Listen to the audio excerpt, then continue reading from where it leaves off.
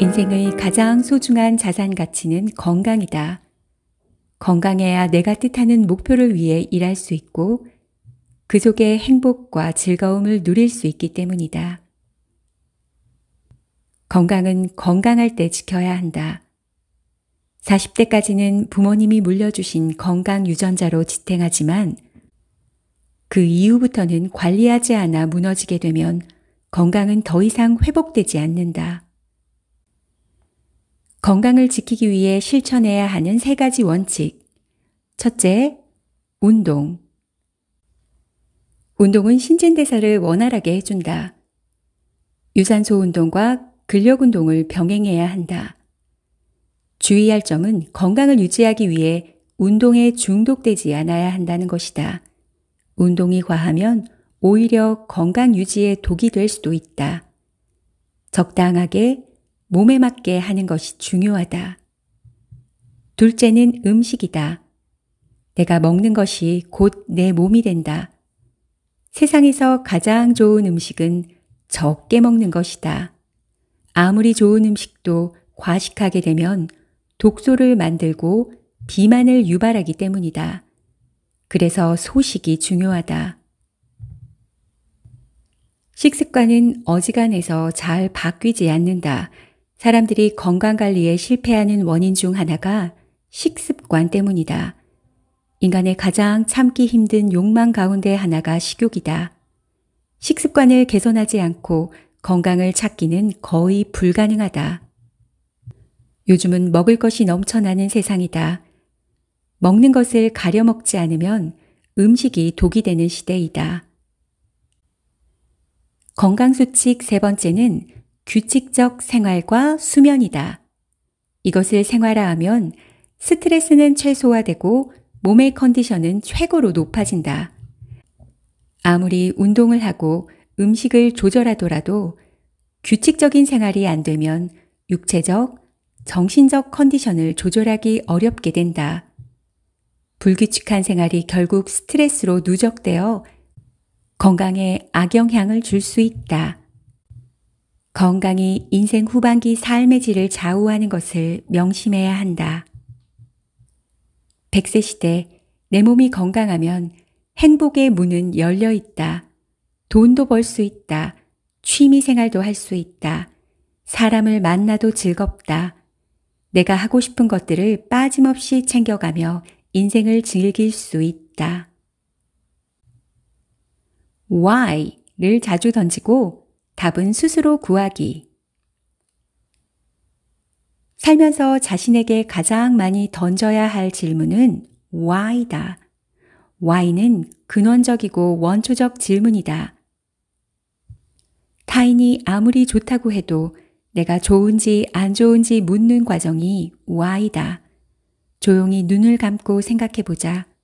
건강이 왜 중요한지, 50대부터 건강을 유지시키고 지키는 것이 왜 중요한지 스스로 질문해보자.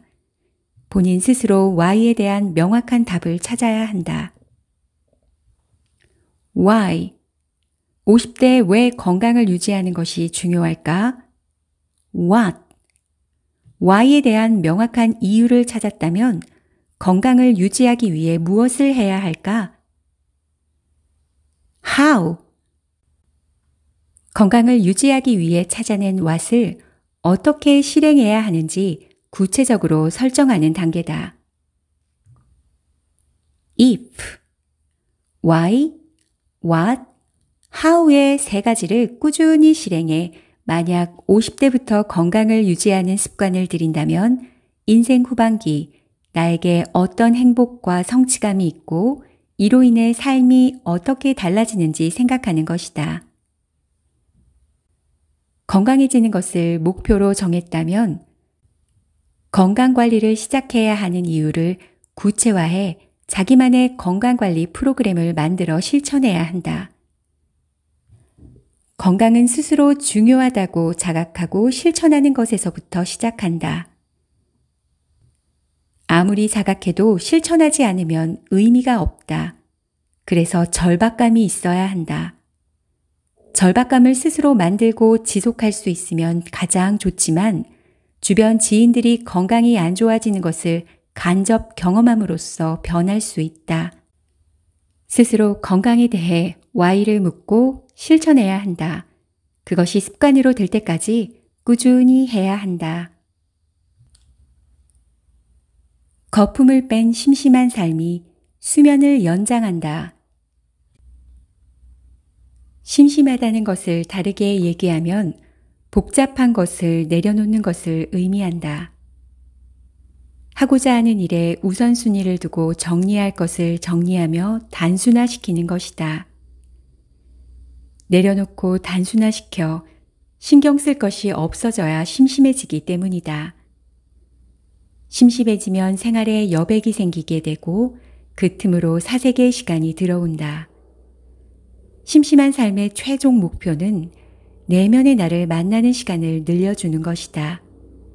이를 통해 육체적 건강은 물론 정신적 건강을 챙길 수 있다. 심심한 생활을 하게 되면 고독과 만난다. 파블로 피카소는 인간에게 고독이 없다면 그 어떤 것도 만들어질 수 없다고 했다. 고독을 통해 정신 건강을 강화하는 시간으로 삼아야 한다. 심심한 생활은 지쳐있던 정신 건강에 신선한 공기와 에너지를 주는 것이기도 하다. 또한 심심한 생활을 통해 쫓기지 않는 삶을 만들 수 있다. 아주 바쁘게 살아왔던 삶의 패턴을 벗어나 속도 조절을 할 수 있다. 적게 먹고 생활에서 조금의 여유 있는 삶, 즉 심심한 삶을 지속하게 되면 정신적 풍요가 찾아온다. 분명한 것은 심심한 삶이 주는 풍요로움이 있다. 그 풍요로움은 아는 자만이 즐길 수 있다. 따뜻한 차 한 잔을 마시며 하늘을 볼 수 있는 여유도 심심한 삶에서 찾는다면 행복하다. 심심한 시간에 사색도 하고 나를 돌아보는 시간이 필요한 순간이다. 심심한 생활을 즐기면 건강하게 오래 살 수 있다. 낯선 길을 즐겨 찾는 자는 늙지 않는다. 길이 끝나는 곳에도 길이 있다. 정호승 시인의 시가 있다. 그는 인생의 길은 원래 정해져 있는 게 아니다. 그런데 대부분 걷기 편하고 아름다운 길로 미리 정해져 있는 것으로 생각하고 그런 길만 걸으려고 하는데 문제가 있다라고 했다. 내가 걸어왔던 길을 회상해 봤다. 스스로 노력하는 것보다 남이 해왔던 스타일에 맞춰서 일을 해왔다. 그동안 걷기 편하고 아름다운 길, 누구나 가고 있는 길을 무심코 걸어왔던 나를 깊이 반성했다. 늘 해왔던 것, 새로운 것이 전혀 없는 일을 해온 셈이다. 그래서 시작했던 길은 독서 길이었다. 독서의 길은 나에게 책을 쓰게 하는 길을 연결해 줬다. 만약 독서를 하지 않았다면 책 쓰는 길은 막혀 있었을 것이다. 이 세상에서 가장 위험하고 불안한 길은 어떤 길인가? 그것은 스스로 정해놓은 규칙과 틀 안에서 움직이는 길이다. 여기에서 스스로 정해놓은 길이란 외부 변화의 정보를 받아들이는 노력 없이 움직이는 길이다. 외부 환경과 끊임없이 교감하면서 내가 가야 할 길을 스스로 만들어 가야 한다. 새로운 길을 가는 방법 가운데 하나가 공부다. 공부는 변화를 받아들여 새로운 길을 갈 수 있는 첫 번째 열쇠다. 어제의 정보가 오늘에는 더 이상 유용하지 않은 시대이다. 과거에 머무르는 사람은 변화에 둔감하다. 나이 들수록 의식적으로 새로운 것을 받아들이는 노력을 해야 한다. 이것은 공부를 통해 가능하다. 공부를 하면 스스로 가지고 있는 고정관념과 생각의 틀을 깰 수 있다. 또 하나의 방법은 여행이다. 김영하 작가의 여행의 이유 책을 얘기하지 않을 수 없다. 여행에 대한 명확한 정의를 내렸다고 생각한다. 여행은 현실 세계의 상처를 몽땅 흡수한 물건들로부터 내 삶의 공간을 벗어나서 새로운 세계로 가는 것. 여행은 오직 현재에만 머무르게 하고 인간의 근심과 후회, 미련으로부터 해방시킨다. 여행은 자기 자신으로 돌아오기 위한 것이다.